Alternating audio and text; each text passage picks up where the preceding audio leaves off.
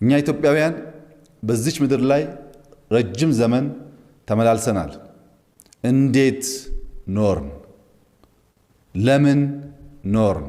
አጡ ከባባድ መሳሪያ ነው ያዙት። ታጣቂዎቹን ገደሉ። አንድ ሶስት ከዛ ሲባል አሁንም ያው የተዋጉ ሽማግሌዎቹ ምንም ሲባል በቃ ቢያንስ የዛለታ 9 ሰው ሞተ። ተረፈው ተዘራርፏል። አንድ ንብረት የለም። ከብትም 150 ነው የሚቀመጠው። 4 5 6 10 2 3 4 ያለበት የለም። ሰው በፍራቻ ገባ። የተገኘውን አስከሬን አነሳ። አብዛኛው ህዝብ ከነገ ዛሬ ሰላም ይመጣል፣ ከነገ ዛሬ መንግስት ሰላም ያደርግልናል እያለ ጥበቃ ላይ እንዳለ በ23 ከሌሊቱ 11 ሰዓት ተኩል ሊነጋ አንድ ማይሰዓት ሲቀረው ነው የተጀመረ። በሰላም አብረን ያልኖርን ሰዎች በጦርነት አብረን መኖር ግዴታችን ይሆናል ማለት ነው። በኢትዮጵያ ውስጥ የሃይማኖት ተቋማት በሰላም ከሚኖሩባቸው የዓለም ክፍሎች በሚጠቀስ ደረጃ የሚወጣ ታሪክ ያላት ሀገር ነች። በሺዎች ዓመታት ታሪክ ውስጥ በአብሮነት በመደጋገፍ የሚኖርባት ሀገር ነች። ይህ ብዝሃነታችንን እንደ ጥንካሬ በመቁጠር ተደምረን ሀገር የመገንባት ታሪካችን የትናንትም የዛሬም የነገም እንደሚሆን ግልጽ ነው።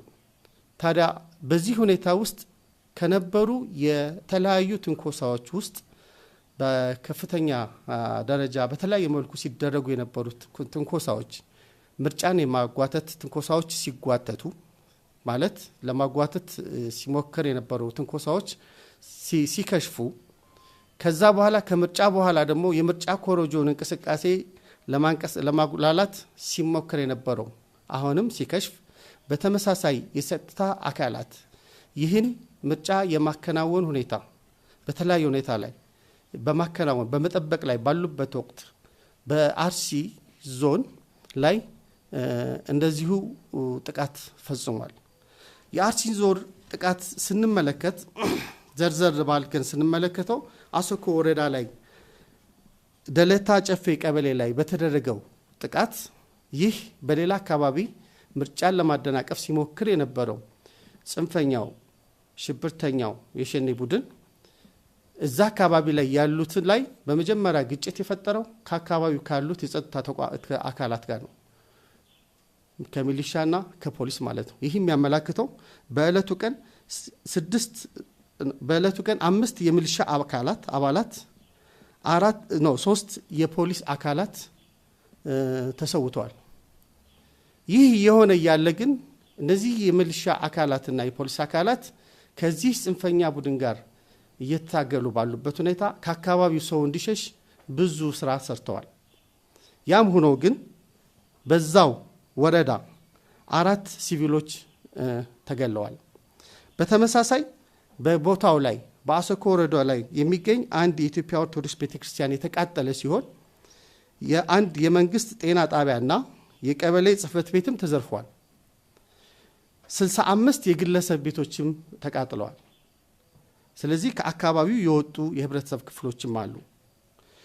በተመሳሳይ በሸርካ ወረዳ የሽብር ቡድኑ ታግተው የነበሩ 2 ነዋሪዎች ተገለዋል። እንዲሁም በእንቆሌ ዋቤ ወረዳም 2 ንጹሃን ግለሰቦች ገንዘብ አምጡ ተብለው ታግተው የነበሩ ተገለዋል።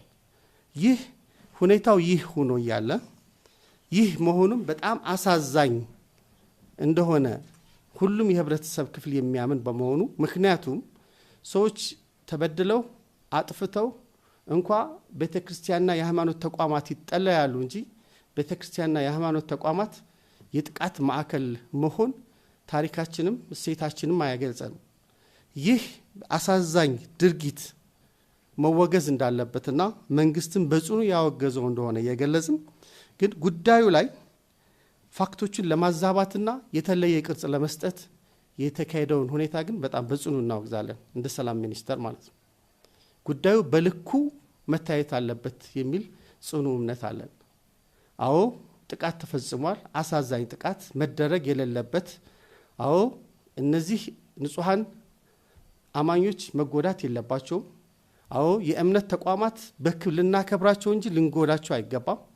እነዚህን ተቋማት የመጠበቅ ኃላፊነት እንዳለብንም በጽኑ እናውቃለን። እንዲህ አይነት ኢንሲደንቶች በሚፈጠሩበት ሰዓት ሆነኝ ብለው ህብረተሰብን አብሮነት ለማፍረስ አብሮነትን ወደ ግጭት ለመውሰድ በሚደረጉ ጉዳዮች የሚመጡ ጥቃቶችን ግን በልኩ ማየት ያስፈልጋል። ምክንያቱም በኦሮሚያ ክልል ከ6000 በላይ አድባራትና ገዳማት ያሉበት ክልል ነው። በጣም ታሪካዊ የሆኑ በሃይማኖታዊ በቅድስና ቦታቸው ላይ ከፍተኛ ቦታ የሚሰጣቸው ገዳማት በኦሮሚያ ክልል ይኖራሉ። በኦሮሚያ ክልል ህብረተሰቡ የክልሉ መንግስትም እነዚህ ገዳማትና አድባራት ተከብረው እንዲኖሩ ደህንነታቸው እንዲረጋገጥ ሌት ተቀን ነው ስራ የሚሰሩት። ይህ ሁኔታ ከመፈጠሩ በፊትም የመጀመሪያው ግጭት የተከሰተው ከጸጥታ ተቋማት ጋር ነው፣ ከሚሊሻዎችና ከፖሊስ ጋር ነው። ኃይሉ የበረታ ሲመጣ እነሱም መስዋዕትነት ከፍለው መጀመሪያ የወደቁት እነሱ ናቸው።